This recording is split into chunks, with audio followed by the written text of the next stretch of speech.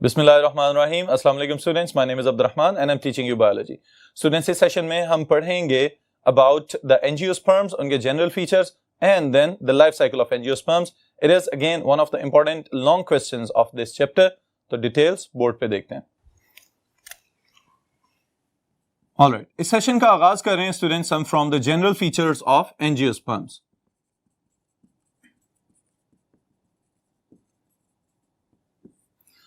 जी students, अब याद रखिएगा सबसे पहली बात तो ये कि ट्रेकियोफाइट्स के अंदर फिलिसिनी और उसके बाद जिम्नोस्पर्म्स और फिर एंजियोस्पर्म्स।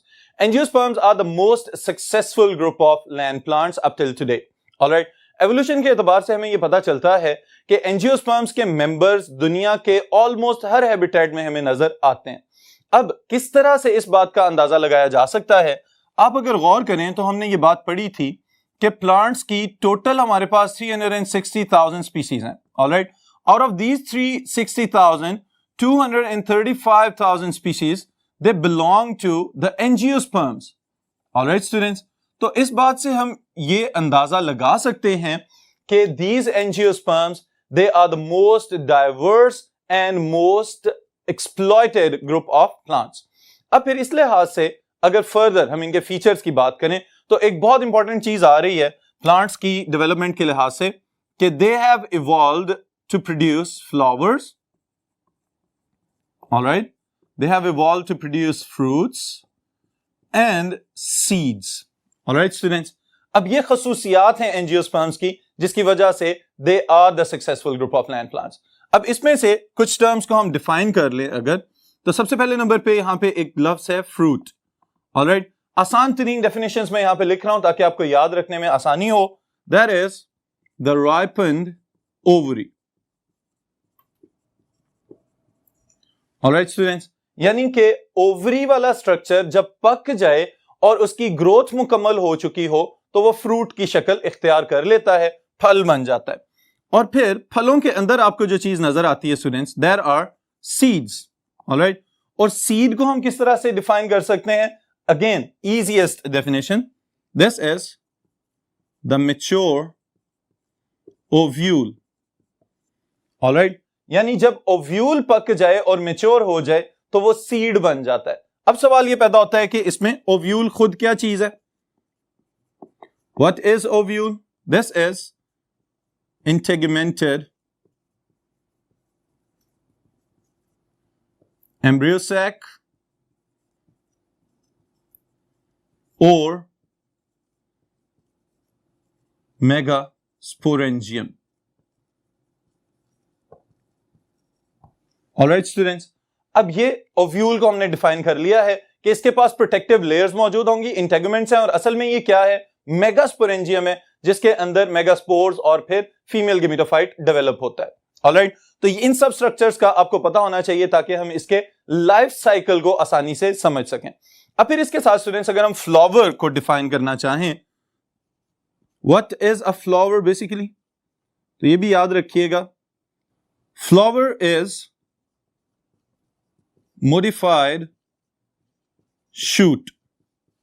ऑलराइट, अब इस लिहाज से स्टूडेंट्स कंफ्यूज होने की बिल्कुल जरूरत नहीं है।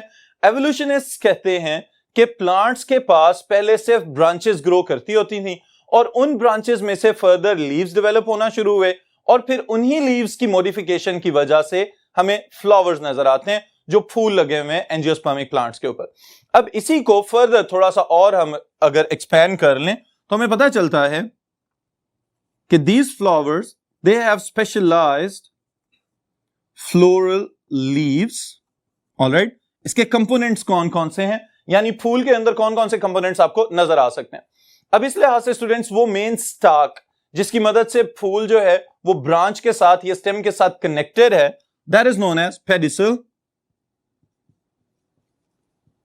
ऑलराइट, फिर इसी तरह जो बेस ऑफ द फ्लावर है जिसके ऊपर फर्दर फ्लोरल स्ट्रक्चर्स आपको ग्रो करते हुए नजर आएंगे उसको हम कहते हैं थैलेमस। ऑलराइट, या फिर आपकी किताब में उसका एक और नाम लिखा हुआ है टोरस। ओके, ये याद रखिएगा, the base of the flower. फिर उसके बाद जो फ्लोरल लीव्स हैं इनमें कौन कौन से कंपोनेंट्स या कौन कौन से हिस्से शामिल हैं फूल के?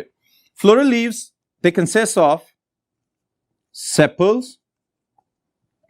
And petals.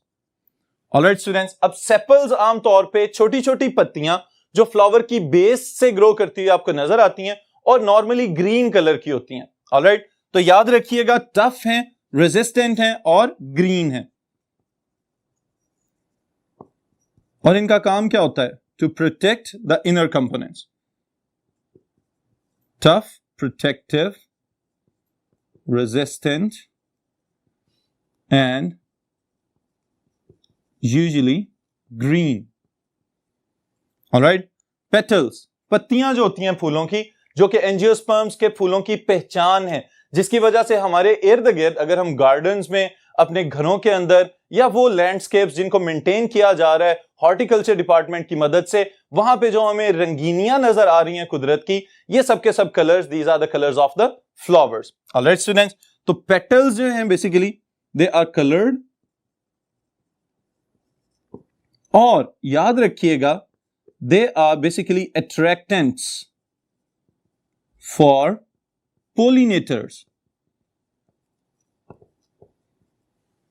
Attractants for pollinator से क्या मुराद है कि इन पत्तियों के कलर, जो वाइब्रेंट कलर्स इनके नजर आते हैं, उनकी वजह से बहुत सारे इंसेक्ट्स अट्रैक्ट होते हैं फ्लावर्स की तरफ।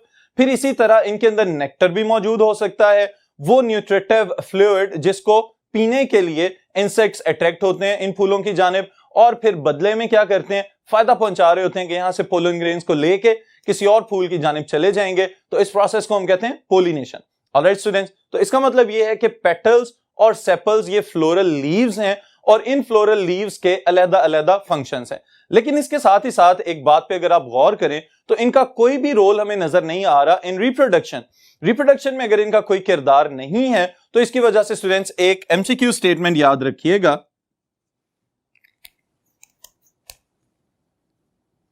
Sepals and petals are non-essential, or we can say non-reproductive parts of flower. Alright students, अब रिप्रोडक्शन में इनका कोई अमल नहीं है। इसका मतलब यह है कि लाइफ साइकिल को कंप्लीट करने में कोई खातिर खा रोल नहीं परफॉर्म कर रहे, तो इस वजह से हम ये कहते हैं कि these are non essential parts of the flower, क्योंकि रिप्रोडक्शन में इनका कोई किरदार नहीं है। फिर इसी तरह अगर ये नॉन एसेंशियल हैं तो एसेंशियल पार्ट्स कौन से हैं? These are stamen and carpel. Alright students, अब याद रखिएगा stamen and carpel they are also the floral parts. Okay, अब इनको हम कहते हैं these are the essential parts of the flower. Essential parts इनको क्यों कह रहे हैं? Because they have to contribute in the reproduction. Essential parts, alright, और रिप्रोडक्टिव पार्ट्स। अब रिप्रोडक्टिव पार्ट्स किस तरह से हैं, इसके लिए पहले तो याद रखिएगा कि stamen and carpel these are the male and female reproductive parts of the flower. Stamen is male part of the flower, carpel is the female part of the flower. Alright students, अब इनके अंदर further जो आप चीज याद रखेंगे वो ये है कि स्टेमन के पास दो अलग-अलग से कंपोनेंट्स होते हैं। वन इज फिलामेंट, वो स्टार्क लाइक स्ट्रक्चर जिसकी मदद से ये अटैच्ड है फ्लावर के साथ, and other one is anther. इसी तरह कार्पल के पास स्टिग्मा, इन वर्ड से आप जरूर फेमिलियर होंगे, style and ovary. Alright students, these are the essential parts of the flower because they will play a significant role in the completion of life cycle. अब इसमें ये बात याद रखिएगा कि अभी अगर हम लाइफ साइकिल की बात कर रहे हैं तो लाइफ साइकिल के एतबार से स्टूडेंट्स इसके पास भी हेट्रोमॉर्फिक अल्टरनेशन ऑफ जनरेशंस का अमल जारी है। वो किस तरह से? एक जनरेशन स्पोरोफाइट जनरेशन है और दूसरी जनरेशन गेमिटोफाइट जनरेशन है। अब जो स्पोरोफाइट जनरेशन है वो कहां पे नजर आती है? जितने प्लांट्स आपको अपेरेंटली नजर आ रहे हैं एंजियोस्पर्मिक प्लांट्स, जिनके फ्लावर्स और फ्रूट्स वगैरह हमारे इर्द गिर्द मौजूद भी हैं, ये सब के सब स्पोरोफिटिक जनरेशन को रिप्रेजेंट कर रहे हैं। ऑलराइट, तो अब सवाल ये पैदा होता है कि इनकी गेमिटोफाइट जनरेशन कहां है? Gametophyte generation is reduced up to a few celled structures. Alright, आप यूं याद रखें कि इतनी कम तादाद में सेल्स रह चुके हुए हैं कि they are permanently retained by the sporophyte generation. Alright students, तो अब यहां से हम अपने लाइफ साइकिल का अगर आगाज करें तो हमें सबसे पहले ये देखना होगा कि इन स्पोरोफाइट स्ट्रक्चर्स के पास कौन कौन से फर्दर स्पोरोफाइटिक कंपोनेंट्स मौजूद हैं। तो आगाज करें हम मेल पार्ट से। इसमें स्टूडेंट्स याद रखिएगा anther. Alright, anther is the structure that is responsible to produce male gametophyte. अब किस तरह से प्रोड्यूस हो रहा है मेल गेमेटोफाइट, इसको यहीं से हम स्टार्ट कर लेते हैं। एंथर के अंदर मौजूद होते हैं microsporangia. Inside the microsporangia are microspore mother cells. These microspore mother cells, they undergo meiosis. All right, or meiosis is reduction division by which one cell is divided into 4. और अगर microspore mother cell diploid है तो इसका मतलब यह है कि इसमें से जो 4 नए cells बनेंगे they will be haploid. All right students, फिर याद रखिएगा इससे प्रोड्यूस क्या हो रहे हैं, माइक्रोस्पोर्स। और मेल गेमेटोफाइट के एतबार से यह बात याद रखिएगा कि मेल गेमेटोफाइट की प्रोडक्शन का आगाज माइक्रोस्पोर से हो जाता है, लेकिन फीमेल्स के साथ अगर हम यहां पे कंपैरिजन करें इसको फीमेल स्पोरोफेरिक स्ट्रक्चर्स के साथ, तो यह बात याद रखिएगा वहां पे सिर्फ एक मेगास्पोर फंक्शनल रह जाता है, बट यहां पे 4 माइक्रोस्पोर्स प्रोड्यूस हो रहे हैं। All of the 4 microspores they will be viable, they will survive. All right, यहां पे कोई भी रिडक्शन या डीजेनरेशन नहीं हो रही। फिर इसके बाद माइक्रोस्पोर्स के अंदर स्टूडेंट्स जर्मिनेशन का प्रोसेस होगा और इस जर्मिनेशन को किस तरह से कंप्लीट किया जाता है यह भी याद रखिएगा। माइक्रोस्पोर बजाते खुद अब क्या है, इट इज हैप्लॉइड। अगर ये हैप्लॉइड स्ट्रक्चर है तो अब इसने फर्दर सेल्स प्रोड्यूस करने हैं तो माइटोसिस करेगा। ऑलराइट, अब इसकी माइटोसिस की वजह से यहां पे 2 अलग अलग सेल्स प्रोड्यूस होंगे। एक को हम कहते हैं tube cell, alright, and other one is known as generative cell. Alright students, अब ट्यूब सेल इसके नाम से अंदाजा हो जाना चाहिए ये तो पोलन ट्यूब बनाने में कोई ना कोई इंपॉर्टेंट रोल प्ले करेगा, लेकिन दूसरी तरफ जो जेनरेटिव सेल है it has to generate something, इसने कुछ और बनाना है। और क्या बनाएगा, it will produce sperms. Alright, 2 sperms, यानी कि इसके अंदर भी माइटोसिस हो रही है further.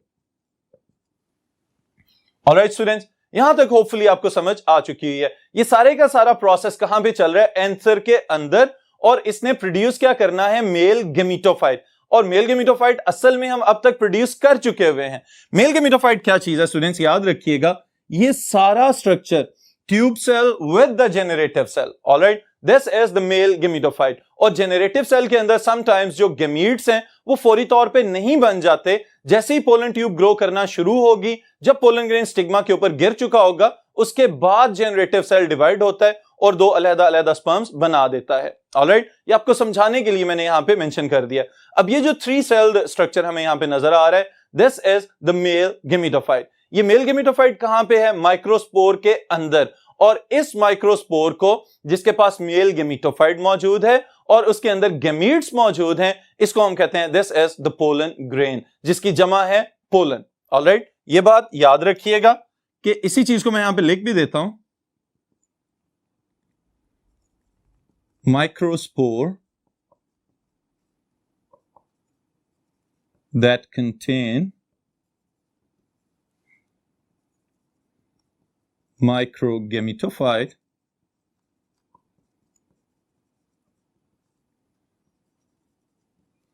along male gametes is called pollen grain.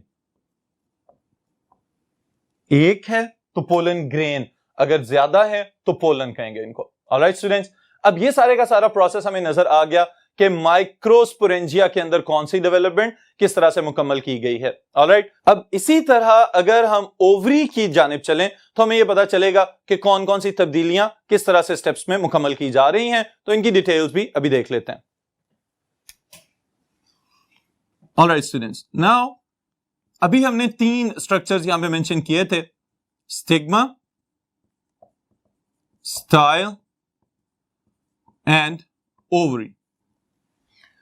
Alright, stigma, style and ovary, these are the components of carpel. अब याद रखिएगा कि सबसे पहला कंपोनेंट है स्टिग्मा. तो स्टूडेंट्स, डिफरेंट क्लासेस के अंदर स्टिग्मा भी मुख्तलिफ इकसाम के हो सकते हैं. बाज़-औक़ात हेयरी होते हैं, बाज़-औक़ात इनमें स्टिकी सिक्रीशंस प्रोड्यूस होती हैं, बाज़-औक़ात ये बिल्कुल फ्लैट से टेक्सचर्ड होते हैं. अब इस सारी की सारी मॉर्फोलॉजिकल डाइवर्सिटी के बावजूद फंक्शन इनका कॉमन है, and there is to capture the pollen. Alright, वो पोलन ग्रेन्स जो आ रहे हैं आफ्टर द पोलिनेशन, चाहे इंसेक्ट्स के थ्रू आए, चाहे वो कहीं हवा के जरिए आ जाएं, या कोई और एनिमल उनको लेके आ जाए, या बाज़ औक़ात जब हमने खुद भी हाइब्रिड्स वगैरह प्रोड्यूस करने होते हैं तो हम एक ब्रश के साथ पोलन्स उठाते हैं और किसी दूसरे फ्लावर के स्टिग्मा के ऊपर उसको जानबूझ के गिरा देते हैं. तो इन तमाम टेक्निक्स के बावजूद स्टिग्मा का फंक्शन क्या है? To capture the pollen. उसके बाद स्टाइल. स्टाइल एक ट्यूब लाइक स्ट्रक्चर है जिसमें से पोलन ट्यूब होती हुई गुजरेगी और ओवरी तक पहुंच जाएगी. ओवरी के अंदर क्या क्या चीजें मौजूद हैं, इनका सीक्वेंस भी स्टूडेंट्स इंतहाई आसान तरीके से मैं आपको यहां पे बताने लगा हूं ताकि आपको याद रखने में आसानी हो. Now inside the ovary there is ovule. Ovule, अब स्टूडेंट्स याद रखिएगा, ओव्यूल बेसिकली है क्या चीज? It contains 2 specialized components. पहली चीज है integuments. Integuments are the protective covers of megasporangium. और दूसरा इसके पास जो कंपोनेंट है that is known as nucellus. और न्यूसेलस क्या है? This is megasporangium.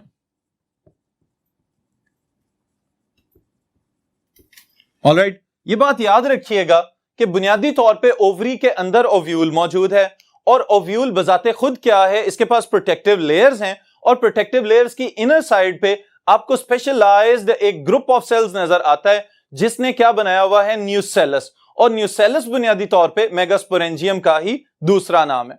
अब स्टूडेंट्स, ओव्यूल के अंदर कुछ तब्दीलियां वकू पजीर होती रहती हैं वक्त गुजरने के साथ. जैसे जैसे तब्दीलियां आती रहेंगी तो आपकी आसानी के लिए मैं यहां पे मेगास्पोरेंजियम से ऑनवर्ड कंटिन्यू कर रहा हूं. अब मेगास्पोरेंजियम के अंदर मौजूद होता है megaspore mother cell. Alright, this megaspore mother cell is diploid. Alright, ये खुद तो डिप्लॉयड है लेकिन इसके अंदर हो जाती है meiosis, also known as meiosis. अब जैसे ही इसके अंदर मियोसिस होगी तो फर्दर ये क्या प्रोड्यूस करेगा?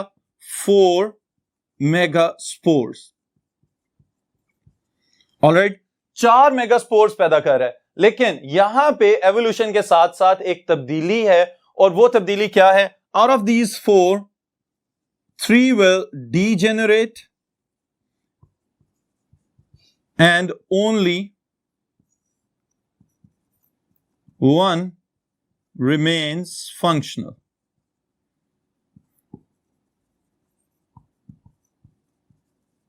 Alright students, अब ये वाली इंपॉर्टेंट प्रॉपर्टी जो है ये एवोल्यूशन ऑफ सीड हैबिट के एतबार से भी बहुत ज्यादा इंपॉर्टेंट है कि अब इन चारों मेगास्पोर्स में से 3 तो रिड्यूस हो गए, डीजेनरेट हो गए, and only 1 it remained functional. अब ये जो एक मेगास्पोर है, यहां पे स्टूडेंट्स एक बहुत इंपॉर्टेंट चीज हमें याद रखनी पड़ेगी, और वो क्या है कि इस एक मेगास्पोर से फर्दर फीमेल गेमिटोफाइट डेवलप होना है. और इसके डेवलपमेंट के लिए क्या किया जाता है? ये अकेला मेगास्पोर ओव्यूल के अंदर ग्रो करना शुरू हो जाता है, इसका साइटोप्लाज्म फैलना शुरू हो जाता है, लेकिन nucleus it remains in the centre. अब ये जो न्यूक्लियस सबसे अंदर मौजूद है दरमियान में, इस न्यूक्लियस के अंदर फर्दर डिविजन्स होती हैं. अब ये बात याद रखिएगा कि यहां पे 3 माइटोटिक डिविजन्स होंगी जो कि कैरियोकाइनेसिस पे मुश्तमिल है. इसका मतलब क्या है? अब ये न्यूक्लियस तकसीम होगा, और जब 3 मरतबा तकसीम होगा तो 1 से 2, 2 से 4 और 4 से 8. इसका मतलब यह है कि अब 8 सेल्स बनने चाहिए. लेकिन स्टूडेंट्स याद रखिएगा एक बहुत इंपॉर्टेंट चीज है जो आमतौर पे कंफ्यूज करती है, और वो क्या है? This microspore undergo 3 mitotic divisions. All right, और यहां पे confusing statement produces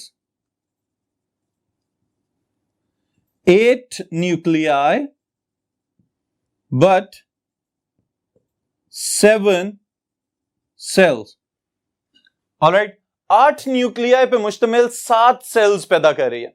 अब ये बड़ी इंपॉर्टेंट चीज है और समझने से ताल्लुक रखती है।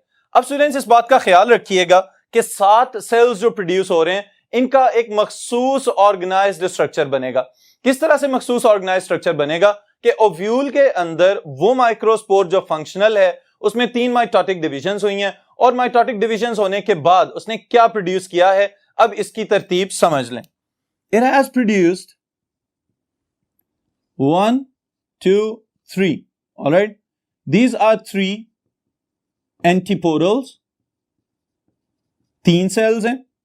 उसके बाद 1 और 2, 2 न्यूक्लियाई पे मुश्तमिल एक डिप्लॉयड सेल, ऑलराइट, जिसको आपकी किताब में मेंशन किया गया है फ्यूजन न्यूक्लियस के नाम से, ओके। लेकिन दूसरे लफ्जों में इसको हम एंडोस्पर्म न्यूक्लियस भी कह सकते हैं।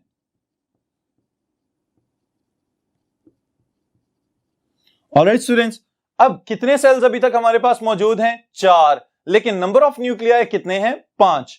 अब फिर इसके बाद हमारे पास क्या बच रहा है? 3 सेल्स जो कि इस तरह की ऑर्गेनाइजेशन बनाते हुए नजर आते हैं, ऑलराइट। इनमें से जो साइड्स वाले 2 हैं, these are the lateral cells and they are known as synergids, और दरमियान में जो बड़े वाला सेल आपको नजर आ रहा है, this is the egg cell, alright students. इसका मतलब यह है कि 3 एंटीपोडल्स, ऑलराइट, उसके बाद एक सेल लेकिन 2 न्यूक्लियाई फ्यूजन न्यूक्लियस, ऑलराइट, और फिर उसके बाद 2 सिनर्जिड्स और एक एग सेल। अब कितने सेल्स बन गए हैं? 3 + 1 4 + 2 6 + 1 7, 7 सेल्स, लेकिन इनके अंदर न्यूक्लियाई कितने हैं? 8।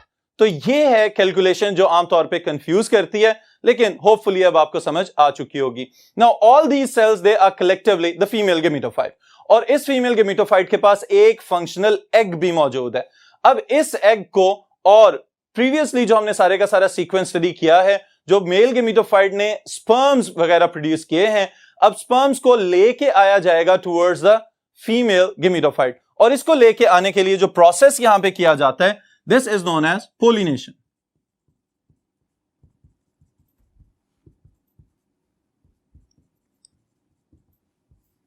पोलिनेशन। अब स्टूडेंट्स ये बात याद रखिएगा कि अगर पोलिनेशन की टाइप्स हम देखें तो यहां पे 2 टाइप्स हमें पता चलती हैं। One is self pollination and number 2 is cross pollination. Self pollination में क्या है कि अगर सेम फ्लावर के एंथर से पोलन ग्रेन्स निकलें और उसी फ्लावर के स्टिग्मा के ऊपर गिर जाएं, alright, this is known as self pollination.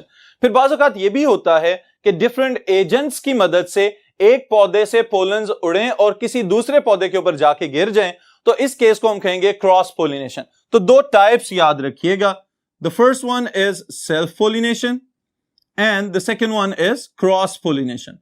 फिर इसी तरह इसके मेथड्स भी हैं, यानी कि किन एजेंट्स के जरिए पोलिनेशन की जा रही है। इंसेक्ट पोलिनेशन हो सकती है, विंड पोलिनेशन हो सकती है, वाटर पोलिनेशन जो कि बहुत ही रेयर है वो भी पॉसिबल है, और बाज़ औक़ात बड़े एनिमल्स भी पोलिनेटर्स के तौर पे रोल प्ले कर सकते हैं। ऑलराइट स्टूडेंट्स, फिर इसके साथ ही साथ अगर एक इंपॉर्टेंट बात हम यहां पे करें, देयर इज पोलन एलर्जी।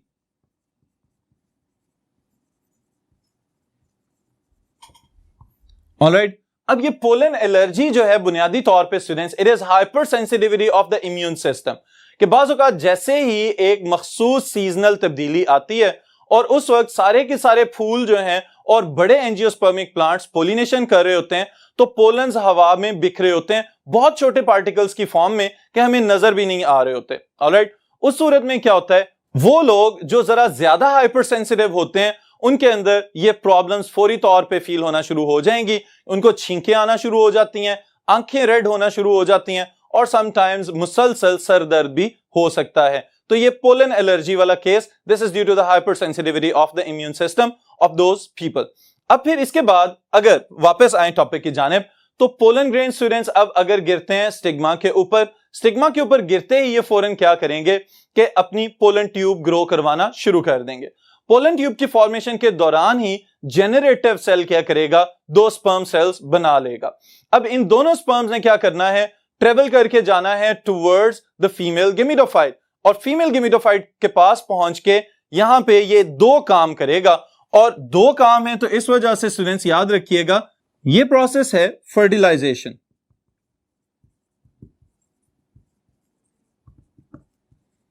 और यहां पे स्टूडेंट्स चूंकि फर्टिलाइजेशन होती क्या है, fusion of the gametes, alright, लेकिन यहां पे 2 प्रोसेसेस मैंने इसको क्यों कहा है, यहां पे होगी double fertilization, alright. Double fertilization क्यों इसको कहते हैं, क्योंकि अभी मैंने आपको बताया है जेनरेटिव सेल डिवाइड होगा और 2 स्पर्म सेल्स या स्पर्म न्यूक्लियाई प्रोड्यूस करेगा। अब अगर 2 प्रोड्यूस हो रहे हैं तो इसका मतलब 2 जगहों पे जाके फ्यूज होंगे। अब number 1 is the fusion of sperm cell with egg cell, alright, ये तो यूजुअल फर्टिलाइजेशन है। And number 2 is sperm cell with endosperm cell or fusion cell और फ्यूजन न्यूक्लियाई, या फिर इनको पोलर बॉडीज भी कह देते हैं। ऑलराइट स्टूडेंट्स, अब ये सारी की सारी फ्यूजन हो जाए तो इसके बाद चूंकि 2 जगह पे फ्यूजन हुई है इस वजह से इसको हम कह रहे हैं डबल फर्टिलाइजेशन। अब डबल फर्टिलाइजेशन के बाद जो पहला स्टेप है वो तो फर्टिलाइजेशन है of the sperm and the egg, तो उससे प्रोड्यूस हुआ है जाइगोट, और दूसरी तरफ जो फर्टिलाइजेशन हुई है इससे प्रोड्यूस होगा न्यूट्रिटिव टिश्यू। ऑलराइट स्टूडेंट्स, अब क्या होगा, ये जाइगोट ग्रो करना शुरू करेगा, एम्ब्रियो बन जाएगा। एंडोस्पर्म का क्या काम है, न्यूट्रिएंट्स इकट्ठे करेगा और अपने अंदर कलेक्ट करने के बाद वो डॉर्मेंट स्टेट यानी कि स्टेट ऑफ इनएक्टिविटी में चला जाएगा। उसके साथ ही साथ स्टूडेंट्स बाहर वाली साइड पे भी कुछ तब्दीलियां नमूदार हो रही हैं, और वो क्या है कि एम्ब्रियो सैक के आसपास यानी कि ओव्यूल के अंदर कुछ चेंजेस आ रही हैं, और वो चेंजेस क्या हैं, इंटेगुमेंट्स का डेवलप हो जाना। अब यहां पे एक इंपॉर्टेंट बात मैं आपको बताता चलूं कि बाज़ औक़ात ऐसा होता है कि कुछ ओव्यूल्स में सिर्फ एक ही इंटेगुमेंट होती है, उनको हम कहते हैं यूनिटेगमिक, ऑलराइट, लेकिन बाज़ औक़ात कुछ ओव्यूल्स के पास 2-2 इंटेगुमेंट्स होती हैं, तो इस केस में उनको हम कहते हैं बायटेगमिक, ऑलराइट, और यही बाद में हार्डन होने के बाद सख्त हो जाते हैं और इंटेगुमेंट्स ऑफ द सीड कहलाते हैं, जिसको हम कहते हैं टेस्टा एंड टेगमेन। ऑलराइट स्टूडेंट्स, तो ये प्रोटेक्टिव लेयर्स बन जाने के बाद अब ये सीड रेडी है फॉर द डिस्पर्सल। जैसे ही इस सीड को कहीं किसी सुटेबल मीडियम के ऊपर गिराया जाएगा या जमीन में बो दिया जाएगा तो ये उसमें से जर्मिनेट करेगा, ग्रो करेगा और नया स्पोरोफाइट बना देगा। Alright students, this is all about the life cycle of an angiospermic plant. इन सारे सीक्वेंसेस को याद रखिएगा, लिखने में आसानी रहेगी इंशाअल्लाह ताला, और हमारी